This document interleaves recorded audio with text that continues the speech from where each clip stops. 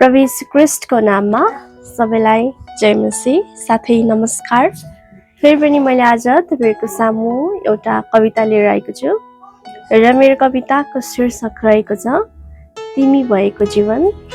यो कविता विशेष गरेर मैले चाहिँ मेरो श्रीमानलाई डेडिकेट गर्दै लेखेकी हुँ र यो कविता लेख्नुको तात्पर्य चाहिँ के हो भन्दा मेरो श्रीमानसँग म विवाह बन्धनमा बाँधेर आएदेखिको उहाँले मलाई गर्नुभएको त्यो साथ सपोर्ट अनि मायालाई याद गर्दै सम्झिँदै मैले यो कविता उहाँलाई विशेष गरेर डेडिकेट गरेर लेखेकी हुँ र तपाईहरुलाई पनि मन पर्यो भने लाइक कमेन्ट अनि शेयर अवश्य नै गर्नुहोला है त। तिमी बिहान उठ्दादेखि नै शान्त अनुहार, मेरो दिन सुरु हुने पहिलो आधार। तिमी बिहान उठ्दादेखि नै शान्त अनुहार, मेरो दिन सुरु हुने पहिलो आधार। ठुलो कुरा बोल्दैनौ तिमी धेरै, तर तिम्रो साथले नै सब कुरा भन्छ धेरै।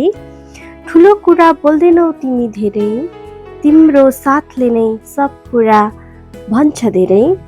म हाँस्दा साथ हाँस्ने मान्छे तिमी, म चुप बस्दा बुझ्ने मन तिमी।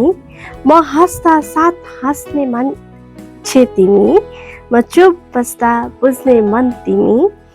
शब्दभन्दा अगाडि बुझिदिने त्यो नजर, त्यही नै मेरो लागि सबैभन्दा ठुलो उपहार।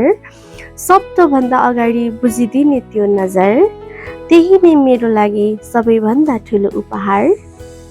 जीवन सजिलो छैन हामीलाई थाहा छ, तर तिमी भएपछि डर कम लाग्छ। जीवन सजिलो छैन हामीलाई थाहा छ, तर तिमी भएपछि डर कम लाग्छ। साना साना कुरामा पनि साथ दिने तिमी, मेरो साधारण संसारलाई खास बनाउने तिमी। साना साना कुरामा पनि साथ दिने तिमी, मेरो साधारण संसारलाई खास बनाउने तिमी।